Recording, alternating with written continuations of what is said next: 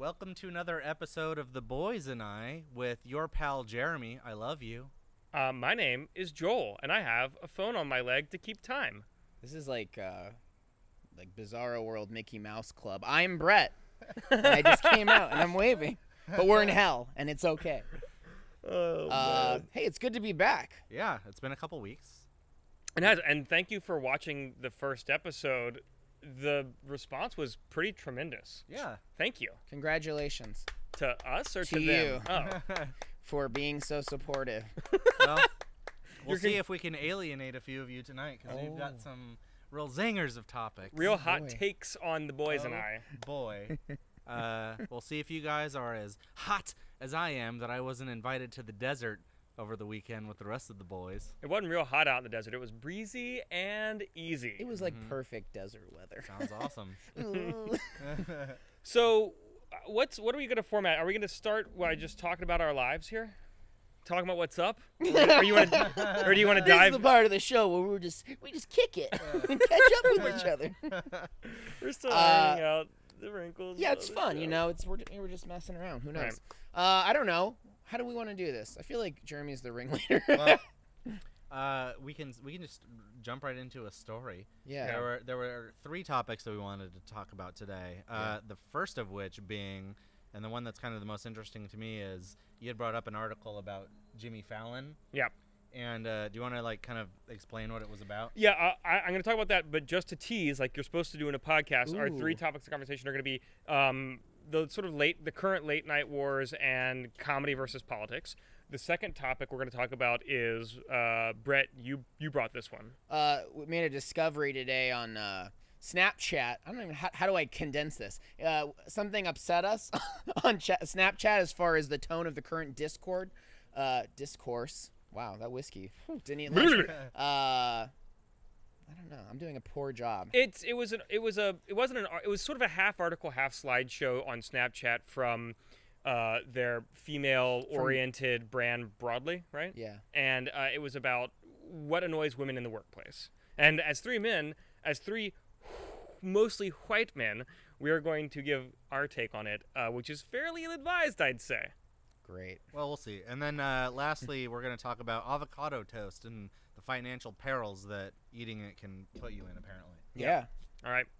So yeah, let's start with Jimmy Fallon. That one's pretty interesting. So basically, since the election, Stephen Colbert, whose late night show on CBS has always been behind Jimmy Fallon's, his show is caught up. He was about 1 million viewers behind. He's now about 500,000 viewers ahead of Jimmy Fallon.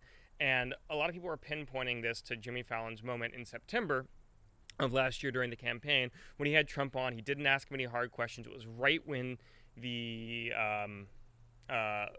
allegations against Trump were starting to ramp up. And he just ruffled his hair and sent him on his way. And people said, well, you didn't really press him on anything like the other late night hosts did. And so as a result, a lot of people are turning to Colbert, to Seth Meyers, and to get more of a political taste in their late night comedy. And Jimmy Fallon has fallen behind because what he does is like affable goofery.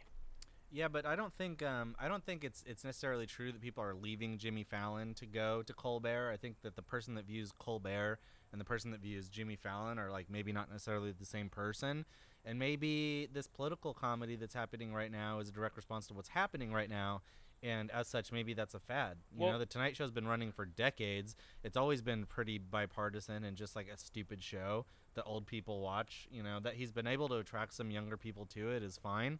But I don't think that that's the place where I would look to for my, hard political discourse. So, yes and no. I think the reporter's name is Dave Itzkoff, had an article today, which is May 18th in the New York Times about this whole thing. It was a profile on Jimmy Fallon.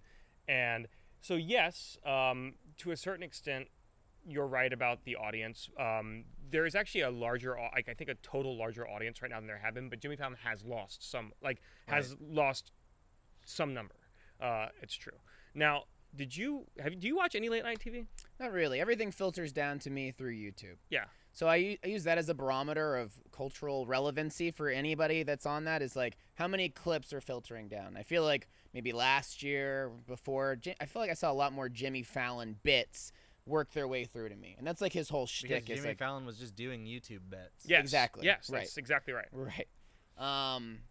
And so now I don't see as much. Honestly, I feel like I see Samantha Bee more than I see either of them. Well, But that just might be my own personal echo chamber. I think it is. And we'll talk about the echo chamber because I have some thoughts on that. But But I'm similar to you. I don't actually actively watch. Like, I don't sit in front of the TV and watch late night TV. What I do is, like, if something percolates through Facebook or through YouTube, like, I'll watch a clip. when does late night air nowadays? Well, As it always did. I don't. Does anyone know? It's 10 or 11 or something? Yeah, I 10? think Yeah. 11. I think 11 o'clock. Doesn't it wrap up in time for like the 11 o'clock news? No. I think it starts after the 11 o'clock news. So 11:30 is when it starts, maybe. Ugh. Yeah, or I maybe get up it's for the 10:30. gym. I don't. don't can even know. Stay up to watch Jimmy That's Fallon. when I I play don't know. video games. Yeah, or video games. But While you're- my family slumbers. But your point Nice. about Jimmy Fallon is correct. Is that the show was created, was reimagined with Jimmy Fallon as like a show, intentionally looking to get younger viewers. And so they said, like, well, how can we make stuff that is going to be, clippable on YouTube? And so a lot of times it's these hilarious, like, air quotes, hilarious interviews with celebrities, or the lip syncing that he does, or the playing music with school kids, instruments, that kind of thing. And Right. it is. And or little sketches and stuff. And I genuinely thought for the first 2 or 3 or 4 years that and I still believe that he was very smart about that. But I also think that as an affable, funny, good guy, and he is like an affable, funny, good guy, like whether you think that he is your cup of tea or not, I think that it was very smart of him, and I think that it was very savvy of him and his producers as well.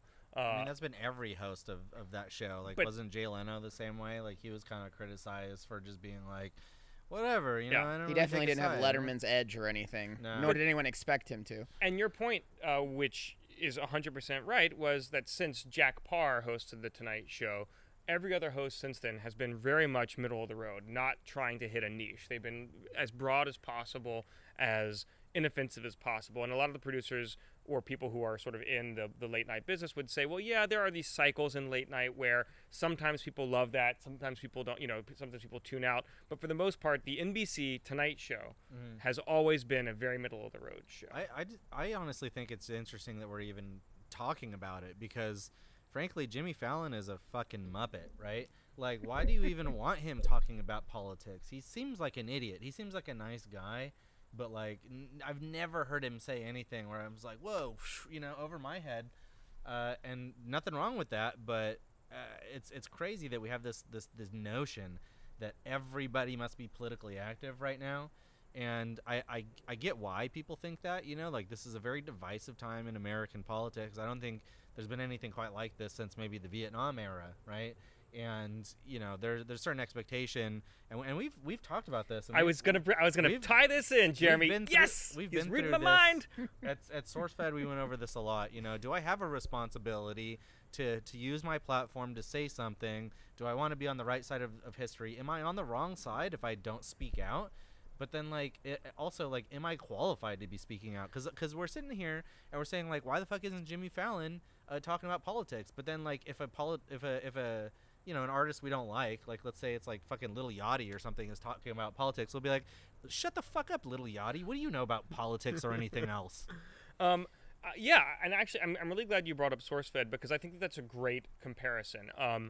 When I joined SourceFed, one of the reasons I was really excited to join was specifically because it was more hard news. I had been doing gaming news on G4 and then on Inside Gaming and then again on Funhouse and The Know for so long that I wanted to do something more substantial. And the idea when I was brought on board was that this is a show that is online that can be a news outlet for the YouTube generation. And I was really excited about figuring that out because the options that are out there on YouTube, it's like The Young Turks, which is comprehensive, has a definite bias to it, but isn't funny and isn't like super engaging if you're 19 or 20 years old. I don't think the guys there are good, but it's not super engaging. So that's what I was really excited about. And I was joining the company at a time during the election when it was so much news was coming. There were obviously the election. There was a lot of police violence last year, which was toxic and terrible, and there were terrorist attacks overseas. And so it ended up that the way that we were doing news was wrong. We did it wrong, and it was a lesson that I had to learn for myself, is that people wanted to watch SourceFed. They didn't know why they wanted to watch. Honestly, they didn't know why they wanted to watch SourceFed. And ultimately, it was because of the personalities more than the content itself, I think. Right. But when we leaned away from the hard news and back into the comedy side, I think the audience really started to respond to that super well. And which goes to show that maybe Jimmy Fallon isn't wrong. Maybe people do want an escape. I don't think he is wrong, because like, look, the thing that we learned the hard way, and the thing that they have known for decades, is that it's a business, right? Everyone is like praising Colbert, and that's great. I love Colbert's show, but when this stops being in fashion, his show's going to get canceled, and the Tonight Show is going to continue on for decades, right? Well, and so is Saturday his show's Night not going to Live. get canceled, but he will be sunsetted out for a new host. Something else will happen, Yeah. right? Like, you look at Saturday Night Live, and everybody's like totally on Saturday Night Live's dick for doing all this like political humor and stuff. Like, they fucking forgot that they had Donald Trump on as a guest during the election season, and that was totally fine, I guess. Yeah, but I think and then they bring Jimmy Fallon on, and they have him like do Trump impressions and stuff like that. Makes it, like that, like clears the air. Like that just solves everything. And I don't think it solves anything. I think it's a business. I think they're just doing whatever's in fashion. I'm not so sure how many of them really give a shit. Maybe that's cynical. Well, going to our roles, I actually think that after the Donald Trump, after he hosted in late 2015, Saturday Night Live caught a lot of flack for that, and they actually did recalibrate. And Saturday Night Live always performs well in election years. Every 4 years, they spike and they perform well, and they've been very lucky this year because the presidency is so fucked that the satire that they get out of the political satire they get out of an election year that's so successful for them has been able to continue after the election year. I think that was an intentional course correction on their part, and it was also just an alignment of what year it was. Yeah. I'm just trying to figure out like who's framing the conversation, because I feel like there's a lot of ways you can approach it where like you read that article and it's like, are they complaining that because they're not participating in political discourse they're bereft of these views or whatever, or these ratings? Is like who is framing this conversation? No, the idea is more that I think Jeremy was sort of circling around it, is that Jimmy Fallon has a platform, right? And because he had at the time the biggest voice in late night TV, had the widest audience, he had a responsibility to treat the subject matter in a certain way. But that article was not about like his like moral responsibility so much as it was like ultimately like you're a million viewers behind in the ratings. Like, why is that? Is it because you're not? Is it because the bits that were seemingly everywhere before are not at the gusto and like quality? Like, are you know what I mean? Is it a matter of like putting on a good show, or is it a matter of participating in this like at times like circle jerk? I got the impression that it was him sort of phrasing the argument, saying, I don't understand why everybody's up my ass over this. Right. Yeah. I'm just trying to like go in and be a goof, and I was fine before, and all of a sudden it isn't. I didn't change. The show didn't change. Like, maybe everyone else changed, but that doesn't mean that I'm going to, or that I feel like I should. Right. And so, like, I feel like the purpose of that feature was for him to just say, like, look, it's like, I know some of you want this for me, but like, in order to do what you're asking me to do, I have to alienate 50% of the audience, and I'm just not willing to do that. And also become something that he's not. That. And like to perform and to write and to do comedy in a way that he's never done, and he's not comfortable with. He's like, it's not who he is. And I think there's definitely something to that where it's like, he got all that shit for the Trump thing, and then I'll see like his writers participating on like, there's this thing on Twitter obviously where it's like Trump tweets something, and if you get in like a hot take at him, a lot of people see it, right? So like one of his writers, like Bess Kalb, I don't know if you've seen her stuff, her whole shtick is like really super condescending tweets back to like Trump's tweets where she's like, sweetie, oh you fucking dipshit, da da da da, and it's like, well, I'm glad you're like aiming at low-reaching fruit, but it's like, okay, is this something where it's like you knew you were participating in, that whole like normalization of Trump on the show or whatever? And also, I would say like there's a lot of people. The constant retweeting of him is kind of in a way just being like, isn't this fun? Right. Yeah. Like, why aren't they doing fucking sick takedowns of their like congressmen and senators? And everyone who got I do understand the impulse to get upset at Jimmy Fallon and say you have a voice, you have a platform, you have a responsibility, but that's never been who he is, and it's never been what the show is. The people that you should be upset about in that case is the media, and watching media people jump on Jimmy Fallon watching newspaper columnists and magazine articles jump on him and saying he had a responsibility, he enabled Donald Trump, he normalized Donald Trump. That's so hypocritical to me. And just because a lot of these people are doing a good job, a lot of these publications are doing a much better job now after the election, doesn't absolve them of what they did before the election. Are they? I still go to CNN and like every single story is Trump, and I get it, but I also don't think Jesus Christ. You have like this, like, you're past as a member of like the liberal media doing your duty, right? Where it's like, well, on the Daily Show, we go full steam ahead, or Samantha Bee. Two shows that maybe the least funny content I've ever seen. This is just speaking for me. Like, Trevor Noah is one of the least funny human beings I've ever seen in my life. I don't find Samantha Bee's show particularly. It's just, it's participating in this, like, you're putting on a show for the people that were already going to watch it, who already share your opinions, and there's absolutely no one, even on the fringe, I think, that's like, oh, you know what, good point. It's just like, so like, if the whole point is just masturbatory. I think John Oliver is the only one that does a really good job of sort of like building a bubble around himself that's really hard to pop. And he's genuinely funny too. Now, I think Samantha Bee is genuinely funny. I think Samantha Bee, the stuff, she's a little I would aggressive. say like 30% of the stuff that percolates to the top that like I see of her, 30% of her stuff that I see, I genuinely think is like well written and funny. But I also think that it is like I think it's a pressure release valve for a lot of people more than anything else. And look, I agree with Trevor Noah for now, but I remember being even like 2 or 3 years after Jon Stewart started on the Daily Show, I remember thinking he's not as good as Craig Kilborn. He doesn't have the personality. I mean, it's not about agreeing with him. It's like, do you watch it on the regular? No, do you but sit it's down every about night saying and you're like, he's sick, funny. I'm stoked for like hot takes from the Daily Show. But I get, like. I agree. That's what I'm saying. Is that like I didn't think Jon Stewart was funny for the first 2 or 3 years that when he took over the Daily Show, and it wasn't whether he had a hot take or not. It was just I liked Craig Kilborn so much in that role that it changed how I felt about Jon Stewart when he took it over. I spent a lot of time diving into stuff on both sides post-election and really trying to expose myself to a lot of stuff that I probably just insulated via my own echo chamber, like you're saying, where it's like, oh, I didn't seek it out and stuff. So, I've spent time with like Steven Crowder stuff. I've watched a lot of Gavin McInnes stuff, and it's like, if you're funny and you can pull that stuff off, I think you will have more.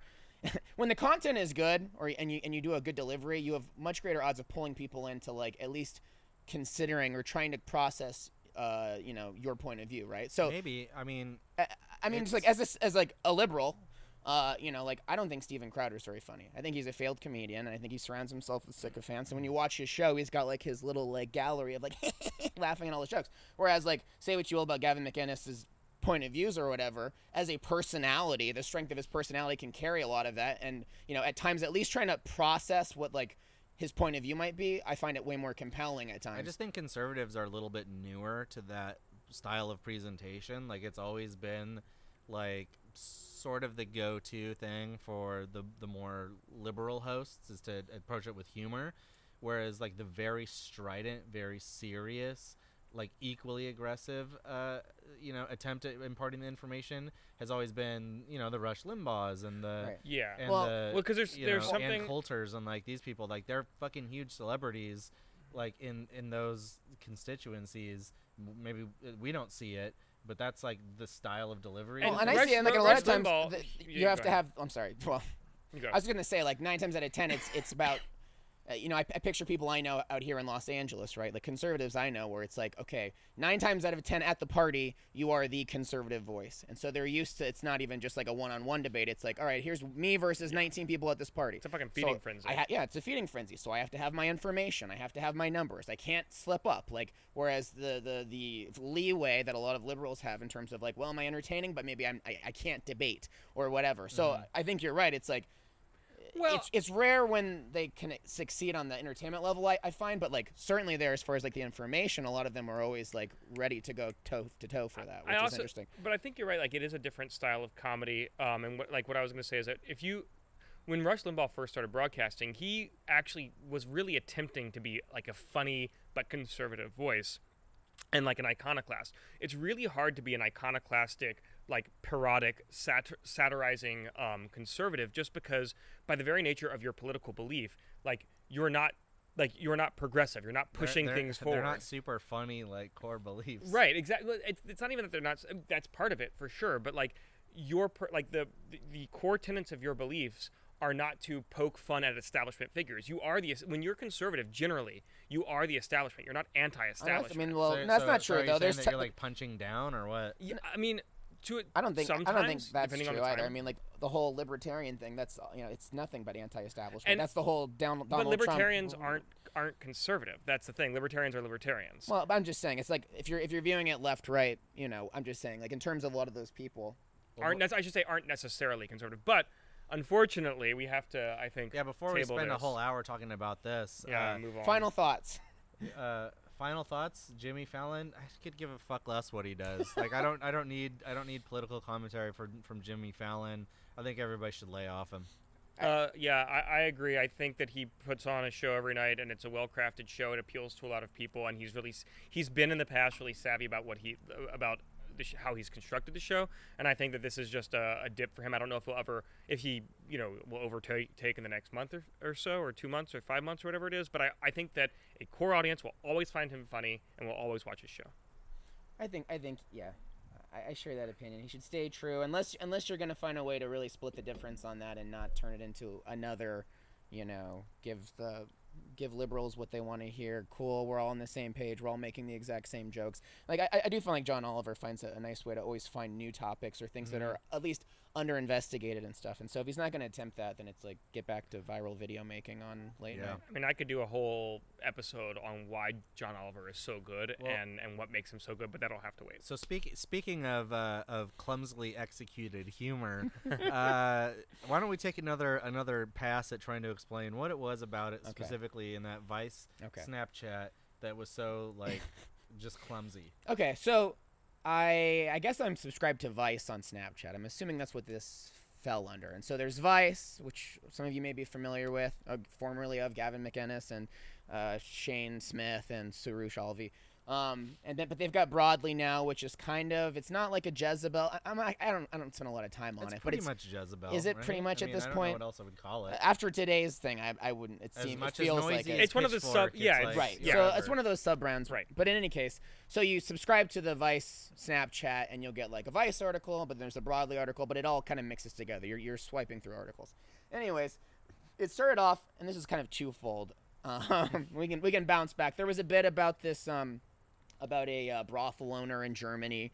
He was a guy, and just sort of like, the premise was like, what's it like to run a brothel in Germany? And so they're like, how do you deal with the girls? What's your stance? Do you try to fuck the girls? Like whatever question. So I read that, and there was one question that was kind of weirdly off-putting, but like we'll bounce back to that. But then the Broadly bit was like, and I've got this on my phone, and I can reference it, I guess, just to say whatever. But the whole gist of the article was like, what do women find annoying about male coworkers? And it was staged in a very, to me, I was like, actually supercilious. Yeah, I looked at it also, and I was like, Jesus Christ! Like it's literally just like people shitting on dudes in the workplace in a way that like I guess you had pointed out like maybe it was like meant to be a satire of something, but. No, I don't think it was meant to be read that way at satire. all. It seemed like genuine, like the dudes that I work with are hella annoying. They talk loud. They're fucking obnoxious, and I hate them. For It's like, okay. To use the parlance of these snowflakes, it seemed kind of mean-spirited, in my opinion, in terms of like, it's like women share the most annoying things male coworkers do. And the premise You're quoting. I'm quoting this now. I'm looking at my phone. For women in the workplace, there are countless barriers to overcome, but one of the most challenging and omnipresent of them all is the annoying male coworker. So we asked women to share their thoughts, and it's like men yell on the phone all day. Men tend to interrupt more, and then it's like swipe up for more stories of annoying men, and then you swipe up and there's more stories, and it ended with this little animation of like a woman sitting at her desk and two male coworkers like in each ear, and I was just like, could it have been designed just to get you riled up though? And I almost certainly think it was, been. absolutely. And so it's a matter of intent, right? It's like if it's satirical or whatever. The point is like, in my mind, I guess, a lot of these publications posit themselves as this enlightened take on like, cool, aren't we all like better than the past? So like, let's treat each other better. Let's not be assholes. Let's not like something that would never fly if I was like, let me tell you about working with broads, which obviously was the point, so right? I pointed out that I remember distinctly reading articles in like fucking Maxim or something when I was a teenager that was like 10 types of chicks that you work with and how to fuck them or some shit like that. Right. You know, so it's like I feel like women have been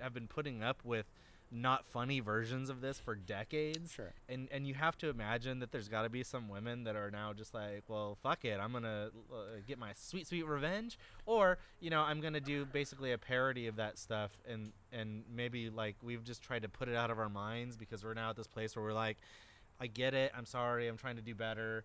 You know, like as the semi-opposing viewpoint here. Sure. I'm not. You seem pretty certain that it was designed to rile people up. Or maybe Jeremy seems pretty certain, and you're on the fence. I'm honestly not sure. I'd like to examine the intent because I'd like to role play the intent of I'm the Broadly article writer. And why did I do this? Let's be clear. News article. Well, this isn't a news article, but pieces of content posted to social media like this are genetically engineered to like be spreadable and viral for whatever reason, because it pisses people off or it's got a clickbaity headline. Right. But that being said, I think that this article is different than the Maxim articles you were talking about, because first of all, it's not about treating men like pieces of meat. It's about expressing frustrations and annoyances. And I don't think that necessarily the article was written in a way that was all, let's come together, let's try and heal. Like, what are some genuine grievances that you have? It definitely wasn't that at all. But swipe up for more stories of annoying men. But I come home. So my wife, I don't want to say too much without like, you know, I don't want to say her permission. Basically, I don't want to speak for her. Yeah, sure. But she comes home from work every day, and she is a businesswoman on the business side of digital media. And she comes home from work every day with stories about things that people have done to her, like ways that people talk to her, but like specifically that would not happen if she were a man in business development. And I Absolutely. And I would maybe not have agreed with, you know, this viewpoint before I was living with her and I heard this on a day-to-day basis. But hearing this, seeing how it works, and working at Machinima, which was a super bro dude environment with a lot of where there were women there, and seeing how they were treated.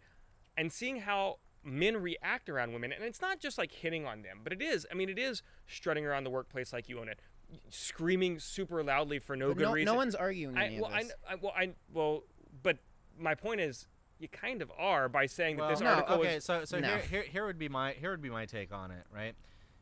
The average audience on Snapchat is pretty young, right?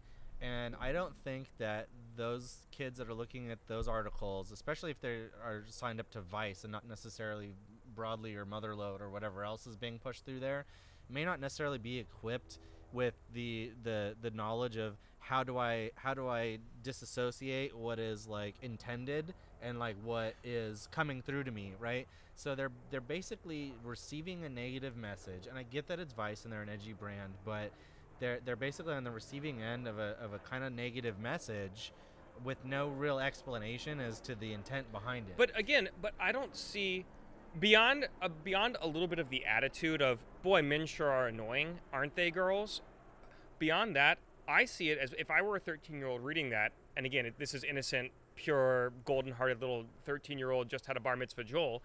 I would see that as, oh, this is something to look out for in my future. I don't want to behave like these guys because these guys are total assholes. But then why not frame it in the context of that, of like, hey, workplaces are hard. We asked females to share, they're up against, and, hey, let's try and convince you, like, the struggles of this, as opposed to framing it as, like, you walked into a conversation accidentally of people shit-talking you at the office where you're shamed into your... Did you feel personally assaulted? I just didn't understand why it was put forth in such a... To your point, really like a locker room kind of level of discourse. I think most of us are just like not like you were when we were 13. Like the way that you just described your reaction is the absolute opposite that I would have had. Like I was like a little fucking jerk. I would have been sitting there fucking smoking a doob and being like, fucking feminazis or some shit like that. Like I wasn't like woke to any of this shit. I had no comprehension of like what it was like to be another person other than myself. Right. I barely understood what it was like to be me at that age, let alone consider what other people were going through. And this is the problem with like content that's made for young people, I think, is that, you've got these men and women in their 20s or 30s like writing stuff that is like it's either very unsophisticated or it's very sophisticated. Nobody knows because there's no explanation on it because it's on fucking Snapchat, right? And it's being fed to an audience that cannot discern. They cannot discern it, right? And so it just creates more arguments and more trouble and more strife. I think that most of the people that see that see something like that and they just like reflect a negative response, right? Male and female. I'm 33, and so I at least, knowing I'm going on a podcast later today. Is it a I'm podcast? A talk show.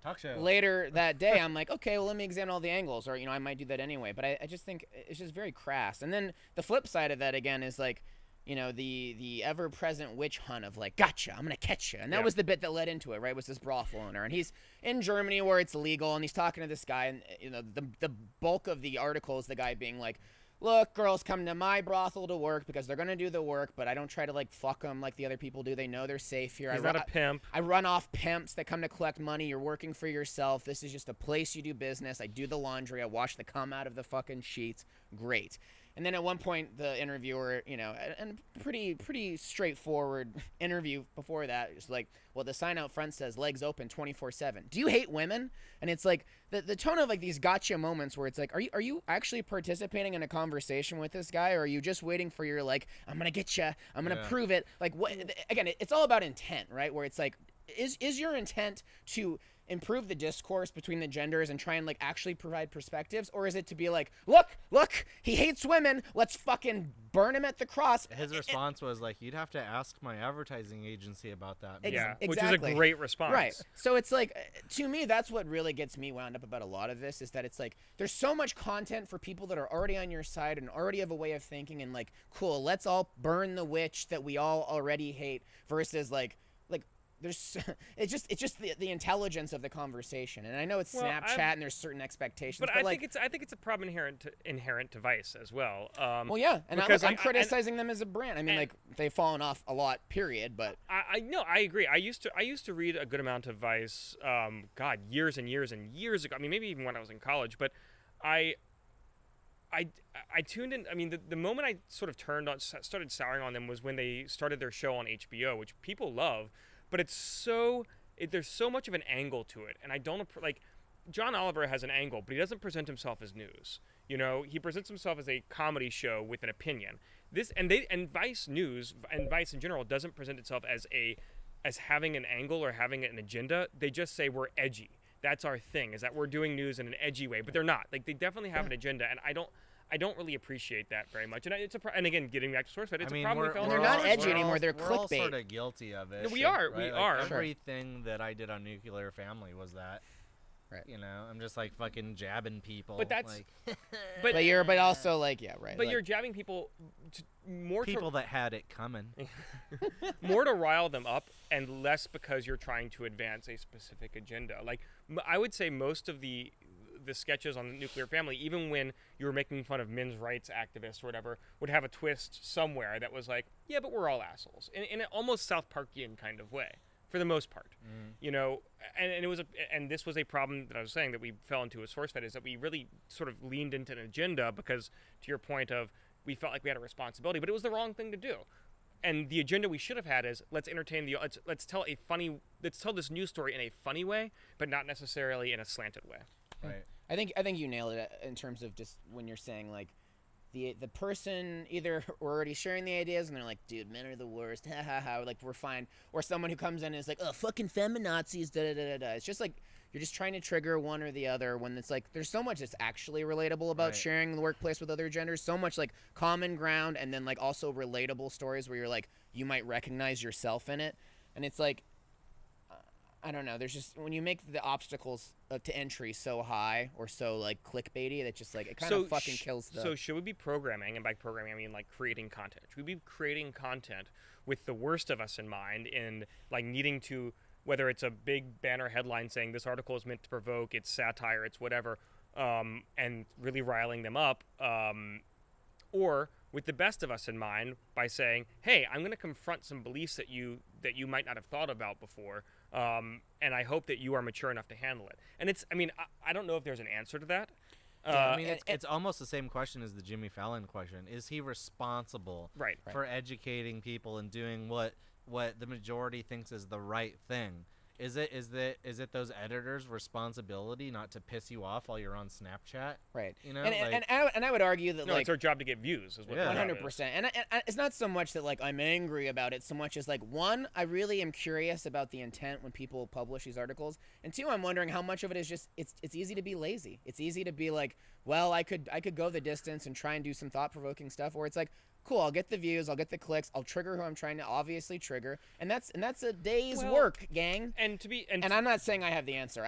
That's truly what I think about, and it riles me up where I'm like, okay, but are people just being lazy? Like, how much is one or the other? To be fair, also, and having come from this world, it's also really expensive to be as even-handed and as entertaining as you want to be. That's why a show like John Oliver, to get back to him, is on HBO. It's an expensive show to produce because you need to have both journalists and fact checkers.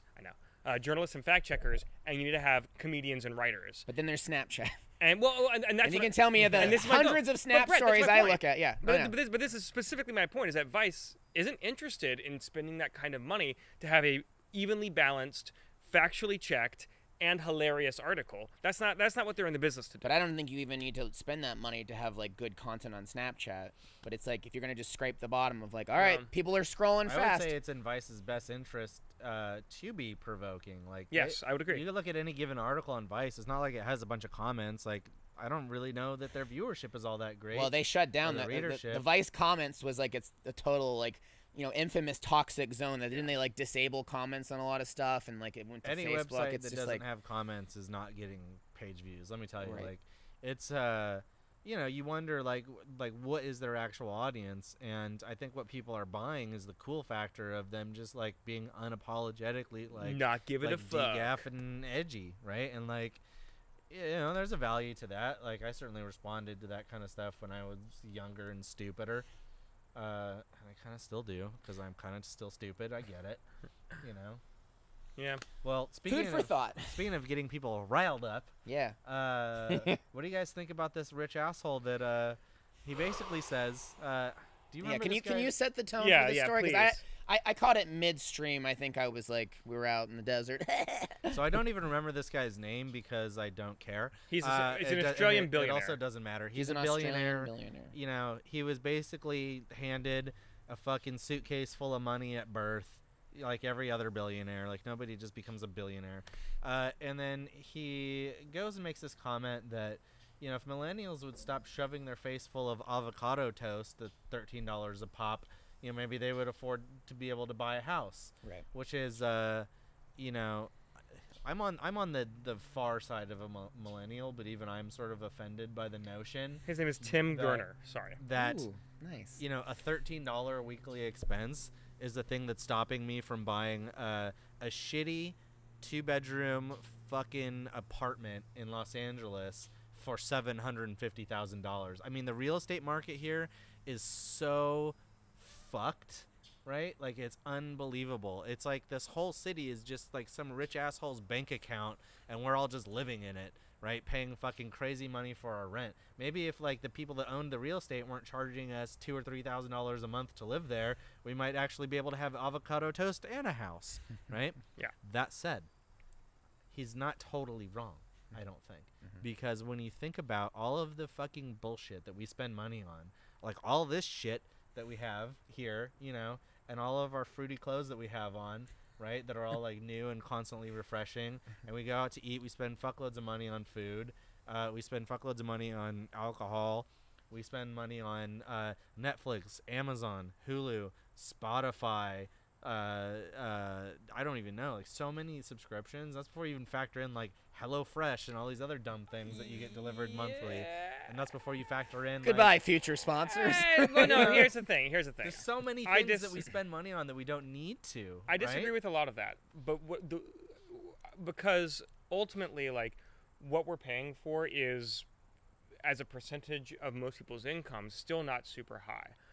The one thing that I think he does get right is that our generation likes to travel a lot more, likes travel, T&E, travel and entertainment, a lot more than our parents' generation and their parents' generation before them. So, like, where my parents went on a honeymoon to London and then they didn't fucking travel for another, you know, I don't know, like 15 years until we were like little kids and we were finally able to go on a road trip. Our generation doesn't think anything of jetting off to literally to, Paris for the weekend. I know people that went to go to Paris for the weekend from Los Angeles. I know people and they're I not. don't know anybody who does that. I don't Yes, either. yes, I don't know either. yes, you do. Also, Yes, people you I do. know do like really inexpensive travel though. They're like, Like what? I got Yeah. a cheap flight and then I backpacked through Europe. I or got a fucking went to Kern Thailand every year or whatever. Right. But right now, my Facebook feed is full of friends of ours who are in Mexico and say what you will about a currency. Friends of ours like in their 30s with careers, or Yes. young millennials. Well, people in their 30s with careers are millennials. I think it's 1980 or 81 is the What? cutoff for millennials. Yeah. 30s, Yeah. 30-year-olds are millennials. Yeah, the cutoff is like 80 or 81, I think. If you were born in 80 or 81, I don't you're think still. that's No, I think accurate. it's like it's something like that. Like I'm It is that. There's I no- tell you this with great surety. You can look up I'm gonna- millennial clades. Well, while Jeremy takes this, I'm gonna. I think I said this in the last one. We're kind of more between like Gen X and, Yeah. and millennials. Like when I think of a millennial, I think of somebody born in the 90s. Yes, I don't think about Yes. somebody born when I was born. exactly. You know. And I think I do think that's kind of more the vibe for most people. Yeah. I do believe that If you're lecturing to a 33-year-old about We're- fiscal we're- responsibility, we're- you missed the boat. I to begin actually with. think millennials are probably more fiscally responsible. I would argue, because they don't fucking do anything. I know a lot of millennials that just fucking go home and wrap a blanket around themselves and tweet about how much anxiety they have, right? Like self-diagnose. Yeah, And sure. if that's what you want to do with your life, that's fine. It probably saves a lot Out of of money. context tweets about your anxiety that no one people are like, "What? Are you okay?" And you're just Yeah. like, "It's happening again." Millennials are individuals born between 1982 and 2004. So you and I mean, I've seen that vary to like 80 or 81, but like I guess technically you and I are really borderline, and you are. I'm not, but that, I've you never- don't no one's- classify. You don't identify with the millennial in your brain, but you are part of the millennial generation.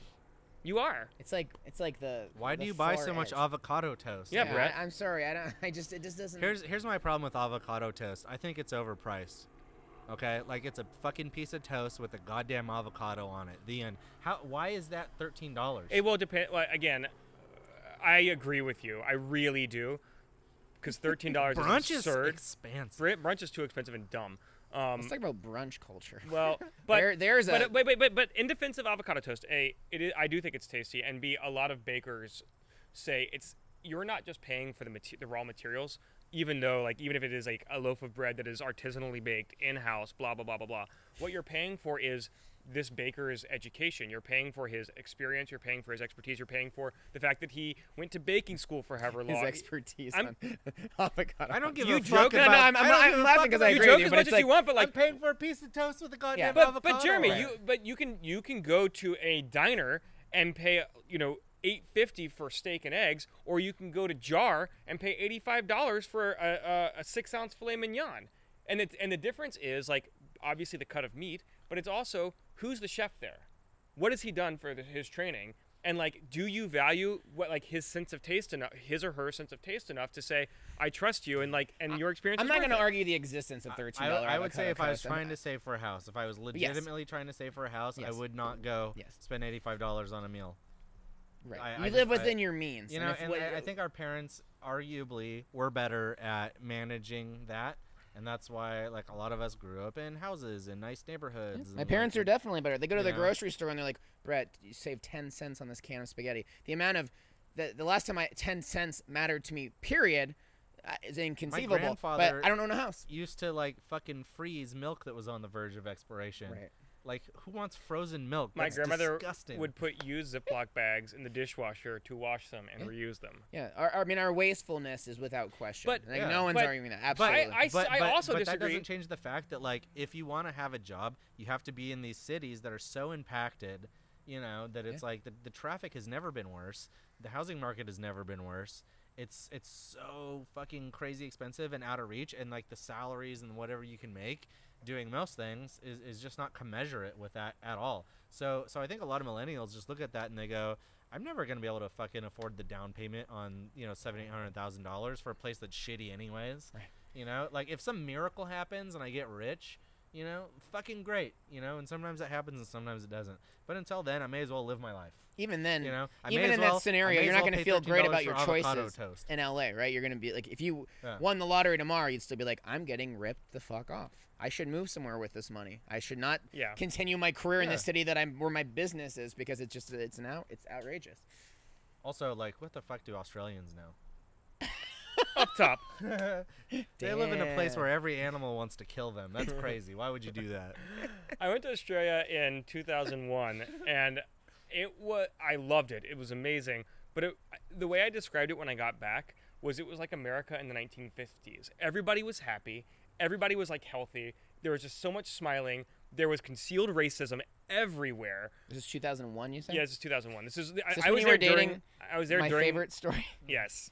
Can we share this story? Wait, when I was dating my favorite? When you were dating a certain SNL cast member? Pre-SNL? Yeah, I'd started dating her. Is this a before I secret? left. No, I mean, I don't. I'm making you tell the story. It's not your. It's not. There's no story to it. I dated dated Vanessa Bayer when I was in college. Wow. But yeah, we started dating before I left for Australia. But I love it. yeah, She's a babe. Yeah. Well, thank you. She's also very funny. I've noticed. I'm married now. Yeah. Bing. Boom. If you're listening to the audio And only Dana's version great. of this Dana's podcast, also really funny and really pretty. and everybody loves her. And we love her. Absolutely. Well, we were gonna talk about deserts. do we have any Hyperpods? do we have any Time pods. do we have any final thoughts on this issue? Are we of the toast? do we have like a consensus on like how we feel about it? I think I think the guy's a fucking asshole, and I don't Yeah. want to hear anything about people who don't have billions of dollars from billionaires ever. But I also Them to think shut their mouths. 100%. But I also think people do spend too much money on avocado toast. I think common sense prevails, and there are certain cultures that you get swept up in that are just totally just like not worth. Like brunch culture, going every Sunday and dropping $35. You know, that is an avoidable expense, and I'm guilty of That's it. We're all not- like, Look, I'm gonna say it. $85 for a meal is expensive, but it's not what's keeping you from even $85 once a month is not what's keeping you from no one's buying a going house. once a month. I'm not talking about the treat yourself once a month. I'm just saying people get swept go, up where it's like every week, it's a social engagement. Where at a point where I was like, I gotta do brunch so I can hang out with Joel and Dave. I gotta do brunch so I can hang out with so and so. I go out to lunch like almost every single fucking day. Go to a bar. Okay, I'm Yeah. gonna drop $50 on a bar tab so I can catch up with somebody. It's like death by a million cuts. Yeah. And when you actually like look at your bank statement for the month and you're like, oh, I think my I think our subscriptions. generation is more social. Yes. And I think that we are more active. You know, the previous generation was referred to as couch potatoes. You know, they would fucking stay home and watch TV. The end, right?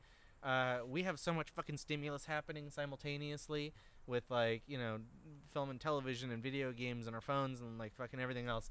You know, we've always got to be going. And that pressure to keep up on it, too. Like, yeah, and especially in a place like this, Yeah. you know, like, you can be left behind, like your pal Jeremy, who wasn't invited on the camping trip.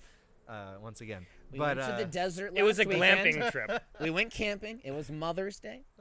He was busy. He wouldn't have come. it's about I the suggested his name of to the the matter. group. I didn't plan the trip. He didn't plan. I the was trip. very honored. It was my first time out to Joshua Tree, and y'all had gone on that trip before, and I had not been invited then, and I kind of raised. It must be nice. I raised a stink about it at a bar. I was like, "So, Kale, are you gonna invite me out to your trip this year?" I think the guest list got capped pretty early on. There was a bigger. We cut down.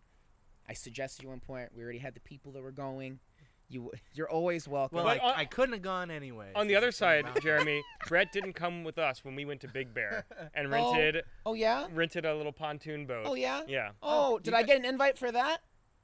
You guys should come with me and Brendan when we're going this summer. Oh. I'd go. I would absolutely go. Big Big Bear's Bear, you say, huh? fucking Oh, I awesome. love Big Bear, Jeremy. Big Pretty nice. Bears. Oh. If you haven't been, you should go. They have amazing avocado toast. Oh. Before we wrap this up, do you guys want to even bother talking about an industry topic, or do you want to save that for another time? How long have We we a been little bit talking? did. We've been talking for You almost could have 50 touched on minutes. SourceFed. That was good. Yeah, and we also talked a little bit about like politics and like how to program digitally. We also talked about Snapchat. And This stuff. was a much more well-rounded, Yeah. inadvertently episode. Than I know it was a good. lot of people have been asking us about, you know, when is it the right time and place to rebrand a channel or brand? Let's or finish with this take because I over a feel channel like- Oh, or this is gonna be brand? another 15 minutes. That's fine though. What time is it right now? It's 8:15. No, I'm sorry. I meant like. Oh, we're how we're long at have we- 50. Yeah, we're at 50 minutes. So It's you know, flying by, baby. I'm gonna yield to you guys. Last 10 minutes. Why don't you talk about? Clearly, it's near and dear to your hearts. I All want to right. hear it. so without getting too deeply into it, my opinion is basically that. Well, yeah, set up the topic. Yeah, set up the premise. Sorry, we kind of talked over. Okay, it a so the little bit. reason why everybody's asking is because now this had put content directly on SourceFed Nerd after SourceFed Nerd had been canceled. Now right? this is the new. It's a news brand that's being operated by Group 9, which bought SourceFed and wrapped production on SourceFed and SourceFed Nerd. Gotcha. Right. Okay. And it was very negatively received. And it's too bad because there's a way that could have happened, and there's a way that I've seen that work in the past, and it just wasn't executed that way. And we have had instances in which we've done something like this. Like, in fact, Nuclear Family was built on top of 4 Human Peoples, but it was done in a way where it's clearly messaged and the content kind of like weaved together a little bit. And on Machinima Realm, that channel didn't necessarily become a new channel, but it went from being a Warcraft channel to Being a League of Minecraft Legends channel Minecraft to a League of Legends To a channel. I League mean, of those Legends. things could not be further apart from one another. And it's doable. But with like a gentle Well, hand and like a smart programming acumen, like it Even Inside it Gaming is was different. possible to do. Even Inside Yeah. Gaming was Inside different Gaming was totally different. before, like, what is now Funhouse, like, sort of started doing It what was we were definitely doing. more like hard news serious, when you had like Billy and Andrea and Yeah. Justin, An editorial and everybody team on behind There was it. a whole Yeah, we editorial had an team. editorial-in-chief. They had Yeah, Rob Rob Smith. Smith. yeah, Amen. Rob Bless Smith, him. who's like a legend in the business. Like everybody knows him. That guy's a serious dude.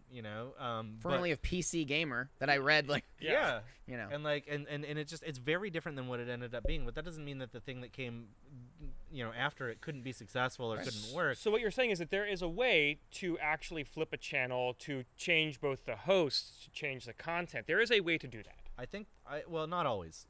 Well, I think in this case, the mistake really was just in the maybe prioritizing the content over the personality, which is just indicative of just how YouTube is right now.